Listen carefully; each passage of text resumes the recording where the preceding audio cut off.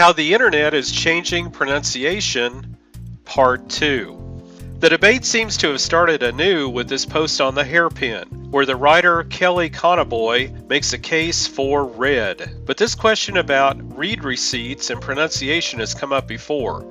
Kind of a lot, actually. The website Mike declared read the winner in 2015, citing the pronunciation used by an Apple executive describing the feature. New York Magazine argued for read around the same time and pointed out that the question has been floating around since at least 2010. On one hand, all this frivolous debate underscores the Ouroborosian nature of web discourse in 2016. Remember what I said before about quality? Because who cares really? How often do you even need to say read receipts aloud? On the other hand, the debate over how to pronounce something so seemingly inconsequential and something so deeply rooted in the communication stylings of a text-based world helps illustrate a larger shift in language and usage in the 21st century. In 2016, people aren't just increasingly communicating by text, but they're often doing so in real time, meaning they're able to address ambiguities instantly.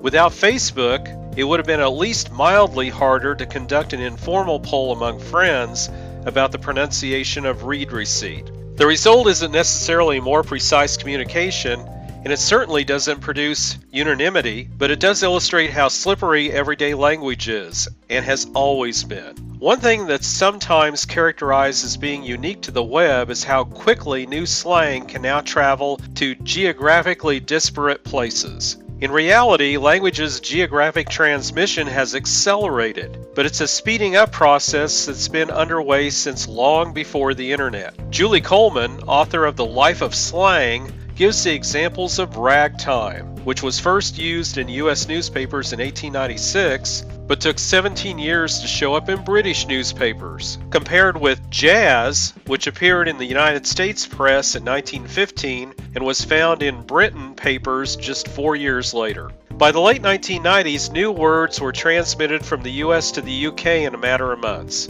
More recently, because of social media, words are moving around the world almost instantaneously, she said in a YouTube video. It's not necessarily that language is changing more quickly, but the transmission technologies have developed. At the same time, real-time communication offers the potential for linguistic debate on a scale and time frame that wasn't previously possible, which may have some effect on how different pronunciations fall in and out of favor. But mostly the internet confirms for us that even when you can't settle the question of what usage is proper, you can be sure it will continue to change.